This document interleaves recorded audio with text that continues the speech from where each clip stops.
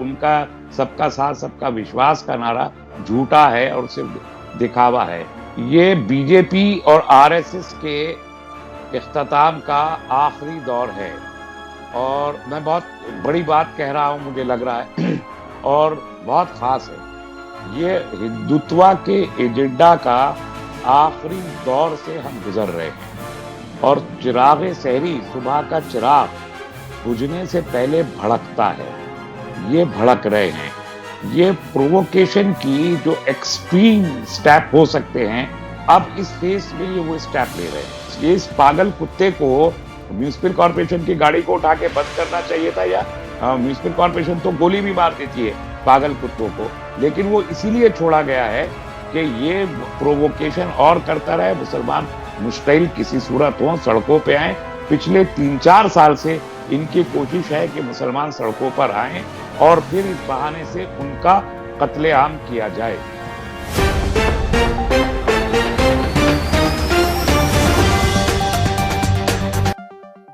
मैं हूं आपके साथ नदीम अकरम। 5 राज्यों में चुनावों का ऐलान हुआ और चुनाव किस तरीके से हो रहे हैं इसके ऊपर भी लगातार चर्चा होती रही है। और अगर बात की जाए भारतीय जनता पार्टी की, केरल में वो किस तरीके से चुनाव लड़ रही है, तमिलनाडु में किस तरीके का रुख है, और साथ ही साथ बात की जाए पश्चिम बंगाल, असम और पुडुचेरी में भारतीय जनता पार्टी की क्या स्थिति है, इस पर हम बात करेंगे। और इसी पर हमसे बात करने के लिए मल्लापुरम से लोकसभा कैंडिडेट डॉक्टर तस्लीम रहमानी साहब, जो कि एसडीपीआई के सेक्रेटरी भी हैं, वो चुनावी मैदान में थे। केरल में सर हमने लगातार देखा कि कुछ वीडियो, कुछ तस्वीरें ऐसी आई जहां एसडीपीआई के कार्यकर्ताओं को उकसाने की कोशिश की गई कैंपेन द्वारा, क्योंकि कुछ झंडे ऐसे लाए जा रहे थे जिससे माहौल खराब किया जा सके। जब डॉक्टर तस्लीम रहमानी को उन्होंने चुनावी मैदान में देखा तो ऐसी क्या परिस्थिति आई कि वो इस तरह के हथकंडों पर उतारू हो गए? सबसे पहले आपके नाजरीन को सबको अस्सलाम वालेकुम रहमतुल्लाह, बिकॉज मैं बहुत दिन के बाद दिल्ली आया हूँ। देखिए, केरल में जो अभी जो पूरा चुनाव हुआ, असेंबली का चुनाव था, लेकिन एक सीट मल्लापुरम की लोकसभा की भी वहां कंटेस्ट हुई। पूरा चुनाव ऐसा बाय एंड लार्ज बहुत पीसफुल रहा। बीजेपी ने आदत के मुताबिक वहां पर प्रोवोकेशन की बेहद कोशिश की और उन्होंने अपने चुनावी मुहिम का आगाज ही किया योगी आदित्यनाथ के साथ में। अब ये समझा जा सकता है कि योगी आदित्यनाथ की जो फेस वैल्यू है वो सिर्फ एक वायलेंट पॉलिटिशियन की है जो हमेशा तशद्दुद में यकीन रखते हैं। और उन्होंने शुरुआत भी की तो उस नॉर्थ केरल के हिस्से से की जहां मुसलमानों की आबादियां, बहुत बड़ी बड़ी आबादियां हैं, खास तौर पर उस हिस्से से की। वजीर आजम ने रैली की जाके, वजीर दाखिला ने रोड शो किए, कोविड के जितने उसूल थे सबको पामाल किया। और इसके अलावा खास बात यह कि वजीर आजम ने तो बहुत ही खराब तकरीरें की। उन्होंने वहां क्रिमिनल कहा मुसलमानों को और रिग्रेसिव कहा। एसडीपीआई का तो नाम लेके कहा कि यहाँ यूडीएफ और एलडीएफ एसडीपीआई को पालते हैं और एसडीपीआई एक रिग्रेसिव जमात है। ये नाम ले, वजीर आजम अगर एसडीपीआई का नाम लेके रिग्रेसिव होने की बात कर रहे हैं, इल्जाम लगा रहे हैं, उसके बाद क्रिमिनल और करप्ट के नाम से याद कर रहे हैं, तो इससे ज्यादा नेगेटिविटी एक वजीर आजम जो ये कहते हैं कि सबका साथ सबका विश्वास चाहते हैं, वो वजीर आजम अगर इस तरह की बात अवामी रैली में कर रहा है तो जाहिर है कि उनका सबका साथ सबका विश्वास का नारा झूठा है और सिर्फ दिखावा है। अभी वहीं करीब में लक्षद्वीप है, लक्षद्वीप में 70,000 मुसलमानों की आबादी है, वहां दूसरी कोई आबादी नहीं है, 100% मुस्लिम पॉपुलेशन है लक्षद्वीप की। वहां पर सबसे ज्यादा, हिंदुस्तान का सबसे ज्यादा पीसफुल लोग वहां रहते हैं। ये मैं पूरे कन्विक्शन से, नेशनल क्राइम ब्यूरो के आप स्टैटिस्टिक्स उठा के देख लीजिए, कोई क्राइम नहीं होता, शराब वहां बिल्कुल नहीं पी जाती है। और इसके बावजूद गवर्नमेंट ने इसी इलेक्शन के दौरान वहां गुंडा एक्ट नाफिज कर दिया विदाउट एनी प्रोवोकेशन, और वहां पर सीआरपीएफ की तैनाती कर दी जैसे कश्मीर में की थी इन्होंने 5 अगस्त 2019 से पहले, ऐसे ही वहां विदाउट एनी प्रोवोकेशन। और उसके बाद एक्साइज वालों को दे दिया कि शराब के लाइसेंस वहां खुलेआम बांटे ताकि शराब वहां दिखे। इन सब चीजों से अंदाजा होता है कि मौजूदा हुकूमत मुसलमानों की बड़ी आबादियों को कहीं भी बर्दाश्त करना नहीं चाहती, और यही केरल में भी वो मालाबार रीजन जो मुस्लिम रीजन है पूरा का पूरा, उसको ये टारगेट करने की कोशिश वहां कर रहे। ऐसे में तस्लीम रहमानी नाम की चीज वहां पहुंच जाए तो जाहिर है कि बीजेपी को तकलीफ तो तस्लीम रहमानी से बहुत होती है, आरएसएस को भी होती है। इसलिए इन्होंने इलेक्शन के शुरू में वहां एक प्रोवोकेशन किया, हमारी रैली पे हमला किया। इन 25-30 लोगों ने, हमारे 25-30 लोग जा रहे थे, 100 लोगों ने हमला किया रैली के ऊपर। उसमें 2-3 हमारे लोग भी जख्मी हुए, उनके भी जख्मी हुए, लेकिन उस प्रोवोकेशन के बाद आगे कुछ नहीं कर सके। मैंने जिंदगी का तीसरा इलेक्शन लड़ा है, एक एफआईआर किसी इलेक्शन में अल्हम्दुलिल्लाह इलेक्शन वायलेशन की मेरे नाम से आज तक नहीं हुई। इतना पीसफुल इलेक्शन हमने लड़ा है, और इतना इंपॉर्टेंट ये इलेक्शन इस बार था कि एसडीपीआई मेन कंटेस्ट में है मल्लापुरम लोकसभा की सीट पे। अब जाहिर है कि हजारों लाखों लोग मुल्क भर में दुआ तो कर ही रहे हैं कि एसडीपीआई वहां जीते। मैं खुद भी दुआ कर रहा हूं, और मेरी मजीद अपील भी है कि ये इलेक्शन जीते जाने के बहुत करीब है, बहुत करीब है। सिर्फ अब इलेक्शन हो चुका है, वोटिंग हो चुकी, लोगों ने बड़े दिल के साथ मुझे कबूल किया वहां, बड़ी मोहब्बत, बड़े इखलास, बहुत केयर के साथ, और लोगों का झुकाव मेरी तरफ बहुत रहा मल्लापुरम में। तो अब हमारा रमजान का महीना आ रहा है, मेरी सबसे दरखास्त है कि बहुत दिल से दुआ मजीद मांगे अल्लाह के सामने गिड़गिड़ा के। ये इलेक्शन जीतने के बहुत आसार अल्हम्दुलिल्लाह सुम्मा अल्हम्दुलिल्लाह बहुत है। रहमानी साहब, क्योंकि इस दौरान हमने केरल से कई वीडियो भी हम लोगों के सामने आए जहां पर योगी आदित्यनाथ की रैली होनी थी। सड़कों पर अगर मुसलमानों की दुकान है तो उन दुकानों के ऊपर तिरपाल डाल करके या उन्हें जबरदस्ती डंडों के दम पर, हथियारों के दम पर उन दुकानों को बंद कराने की कोशिश की गई रोड यात्रा के दौरान। किस तरीके की तस्वीरें थी और आखिरकार ये क्या मैसेज इस चुनाव में देने की लगातार कोशिश कर रहे हैं? देखिए, बीजेपी का खाता खुलना केरल में अभी भी बहुत मुश्किल है, और इन्होंने ये कोशिश की कि वहां पर साउथ केरल और सेंट्रल केरल में जो हिंदू आबादियां हैं उन्हें रिलीजियसली वो करें, पोलराइज करें। उसके लिए वजीर आजम ने जाके सबरीमाला मंदिर के पास में रैली की, और वहां उन्होंने जितने हिंदू स्लोगन थे वो सारे हिंदू स्लोगन उन्होंने खुद भी लगवाए, जो इलेक्शन कोड ऑफ कंडक्ट का क्लियर कट वायलेशन है। और एसडीपीआई ने अकेले, वहां यूडीएफ और एलडीएफ इतने ताकतवर होने के बावजूद किसी ने कंप्लेंट नहीं की। एसडीपीआई ने बाकायदा इलेक्शन कमीशन को लिख के कहा है कि वजीर आजम के खिलाफ कार्रवाई की जाए कि उन्होंने रिलीजियस सेंटीमेंट भड़काने की कोशिश की। तो पूरे वक्त Bharatiya Janata party communal polarisation की वहां पर नापाक कोशिश करती रही है, लेकिन अल्हम्दुलिल्लाह उसका कोई असर वहां पड़ नहीं रहा। अलबत्ता मैं इतना जरूर कहूंगा इंडियन यूनियन मुस्लिम लीग पूरे मुल्क में कहीं नहीं पाई जाती सिवाय मल्लापुरम के, और मल्लापुरम में भी अब वो उनका आलम यह है कि वो यूडीएफ के साथ हैं। तो राहुल गांधी के रोड शो में जो भी उन्होंने रोड शो किए, वहां राहुल गांधी ने खुद कह के मुस्लिम लीग के हरे झंडे उनके रोड शो से हटवा दिए और मुस्लिम लीग ने हटा लिए।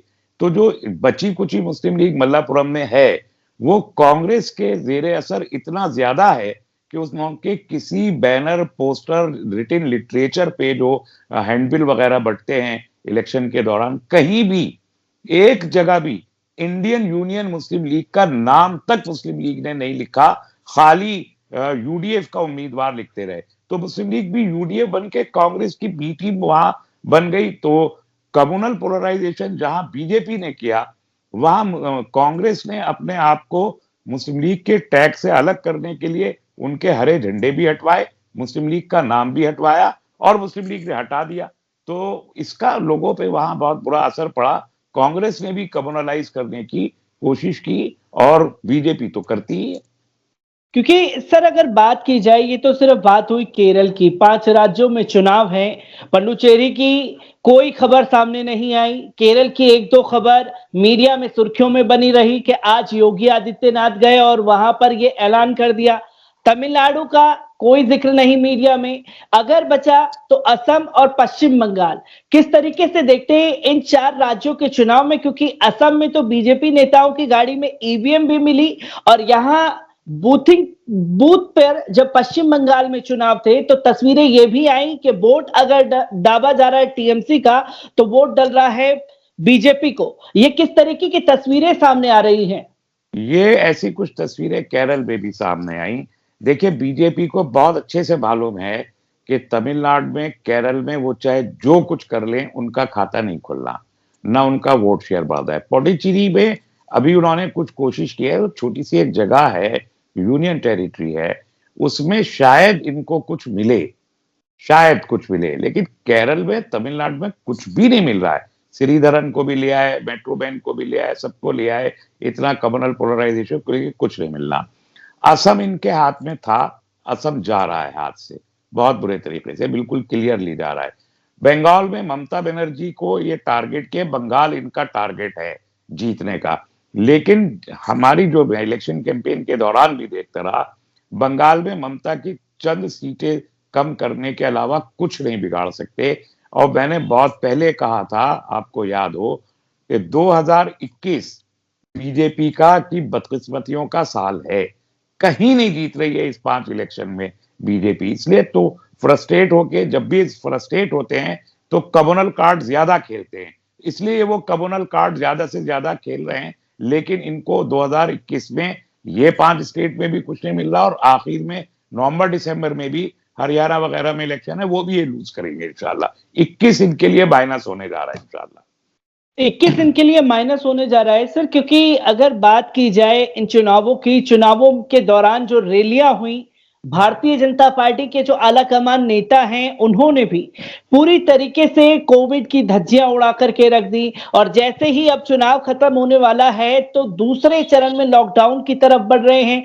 तमाम राज्यों ने नाइट का कर्फ्यू लगा दिया है, और इस नाइट कर्फ्यू में भी रमजान आने वाला है, तरावी की नमाजों को लेकर के लोग जो हैं वो नेताओं से मिलने का सिलसिला शुरू हो गया। और दिल्ली गवर्नमेंट ने इस तरीके का कोई स्टेटमेंट नहीं दिया, और हर्षवर्धन प्रेस कॉन्फ्रेंस करके कहते हैं कि इस बार जो लॉकडाउन के दौरान जो तस्वीरें आई हैं, जो कोरोना फैला है, उसका जिम्मेदार जो किसान बैठे हैं वो लोग हैं। किस तरीके से देखते हैं, क्योंकि पहले लॉकडाउन में मुसलमान जिम्मेदार थे और अब जो है किसानों में जो सिख समुदाय के लोग बैठे हैं उन्हें जिम्मेदार ठहराने की कोशिश की जा रही है। देखिए, कोरोना की सारी जिम्मेदारी सिर्फ गवर्नमेंट की है, और गवर्नमेंट में बीजेपी की है। इसलिए कि आपने बिहार का इलेक्शन भी देखा था, पूरे तौर पर ये जो एसओपी की बात करते हैं और जो प्राइम मिनिस्टर कहते हैं मैं मास्क लगाऊं, आपने देखा किसी बिहार में इतनी बड़ी बड़ी रैलीज की, किसी एक भी बीजेपी लीडर के चेहरे पे कोई मास्क था, जेडीयू के चेहरे पे किसी के मास्क था। पब्लिक, लाखों की पब्लिक ये पैसे दे के मोबिलाइज करके लेकर आए, पब्लिक खुद से नहीं आती, पैसे दे के लाते हैं ये लोग। किसी के चेहरे पे मास्क था। बिहार का इलेक्शन खत्म हुआ, अभी आप बंगाल में ये कितने 4-6 महीने से कैंपेन चला रहे हैं, अमित शाह के, जेपी नड्डा के, प्राइम मिनिस्टर की कितनी रैली हो रही है, किसी एक के चेहरे पे मास्क है। असम में कितनी बड़ी बड़ी रैली की, केरल में गए। पूरे कोविड रूल्स का वायलेशन बीजेपी के लोग कर रहे हैं, उनकी पूरी लीडरशिप कर रही है। जो जितने मिनिस्टर्स हैं, कोई मास्क नहीं लगाया हुआ। आप मेरा कैंपेन उठा के देख लीजिए, तस्वीरें सारी उठा के, मैं बगैर मास्क के कहीं भी नहीं गया, और हमने कोई बहुत बड़े बड़े प्रोग्राम भी नहीं किए। 500,000 से ज्यादा का प्रोग्राम तक नहीं किया, हमें करने भी नहीं दिया। हम वहां पर एक 10,000 की रैली करना चाहते थे, कलेक्ट्रेट ने हमको इजाजत नहीं दी। इनको इजाजत देती है कलेक्ट्रेट भी, एडमिनिस्ट्रेशन भी हमको इजाजत दे देती है, हमको 500 आदमी ज्यादा की इजाजत। हमारे सारे प्रोग्राम में आप देख लीजिए मास्क वाले लोग मौजूद है, और खुद मेरे चेहरे से एक दिन के लिए भी, थोड़ी देर को भी मास्क नहीं हटा। लेकिन ये लोगों ने कहीं मास्क नहीं लगाया। तो अब पहले मुसलमान जिम्मेदार थे, अब किसान जो भी हुकूमत का मुखालिफ है ये उसके सिर पे ठीकरा फोड़ेंगे। इन्होंने वैक्सीन पे अभी तक शक है, वैक्सीन को लेके कोई बिल्कुल क्लियर कट रिपोर्ट्स नहीं आई हैं। बहुत से लोगों को वैक्सीन लगाने के बाद भी कोविड बहुत बड़ी तादाद में हुआ है।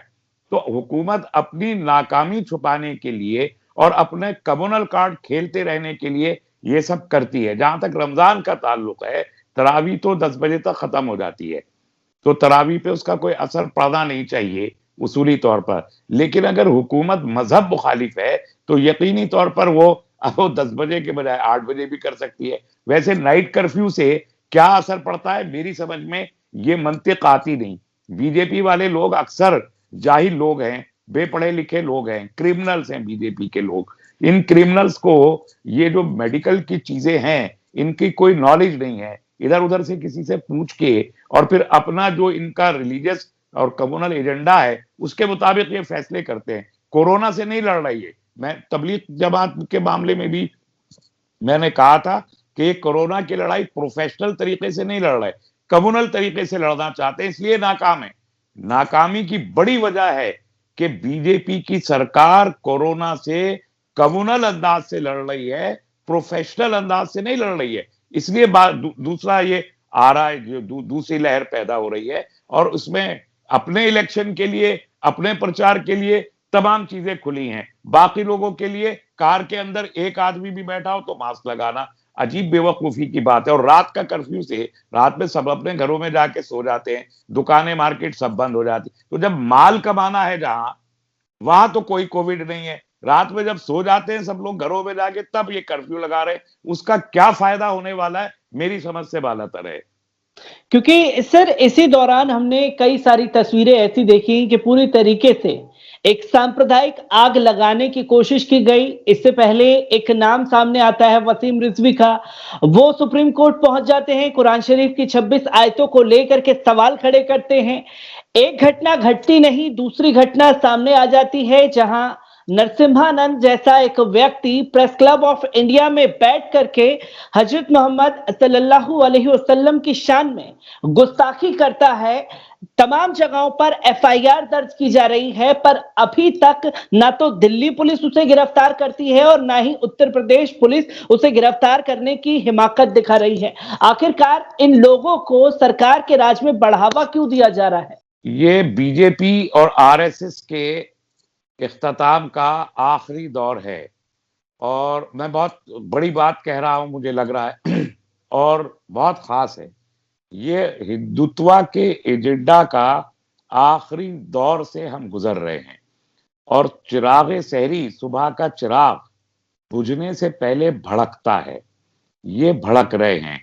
ये प्रोवोकेशन की जो एक्सट्रीम स्टेप हो सकते हैं, अब इस फेस में ये वो स्टेप ले रहे हैं। वसीम रिजवी ने कुरान शरीफ को के बारे में जो बदतमीजियां, जहालत और शैतानियत की है, वो इस एक्सट्रीम प्रोवोकेशन का एक पार्ट था।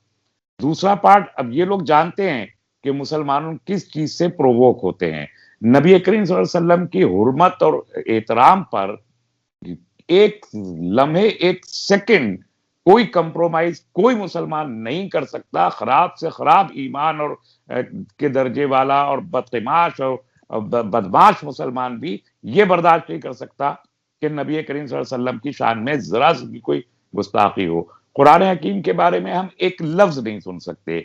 नमाज को रोकने पर भी ये सारे ये वो चीजें हैं जिसे मुसलमान कबूल नहीं करते। और अब बीजेपी और आरएसएस के लोग उसी डायरेक्शन में आए हैं कि जिसे मुसलमान एक लम्हे के लिए भी कबूल ना कर सके, उन चीजों को हिट करके एक्सट्रीम प्रोवोकेशन दिया जाए। और इनकी ख्वाहिश पिछले कई साल से है कि इस प्रोवोकेशन में मुसलमान सड़कों पे आए।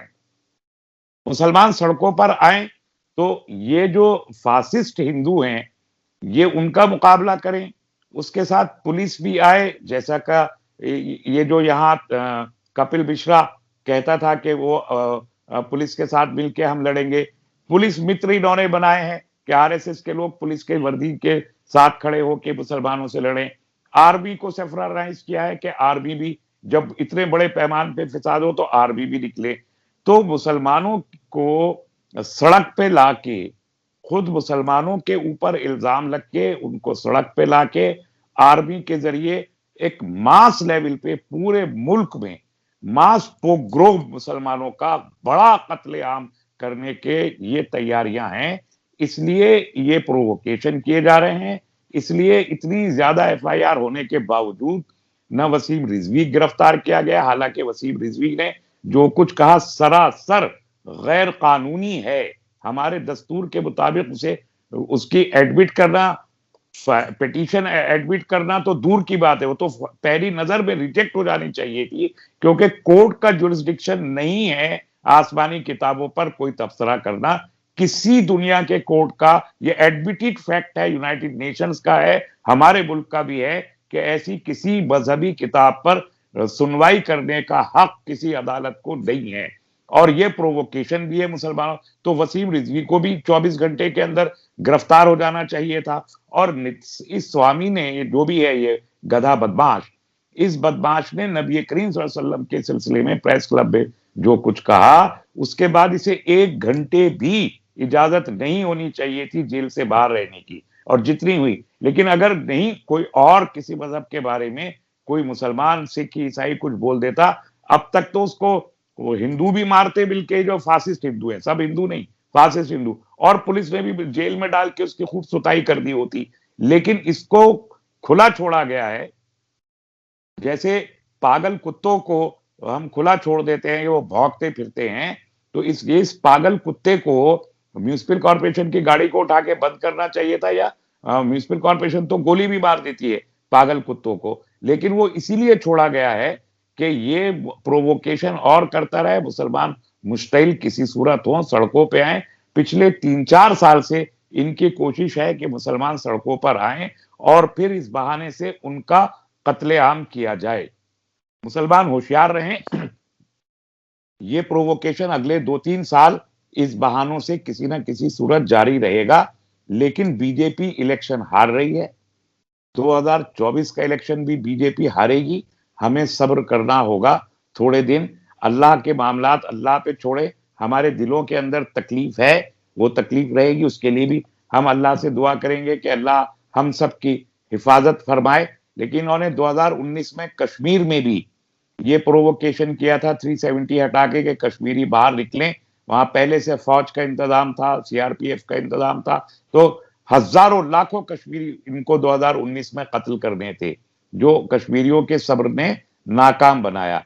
अब इस प्रोवोकेशन से ये लाखों मुसलमानों को पुलिस, फौज और आरएसएस वालों की, जो आरएसएस चीफ कहते हैं 3 दिन में हम एक फौज उठा देंगे, ये उस तरह के हालात की तरफ मुल्क को ले जाना चाहते हैं कि वो आरएसएस की फौज भी उठे, कानून और बदअबनी के नाम पर फॉर्मल फौज और पुलिस भी उठे और मुसलमानों का कत्लेआम हो।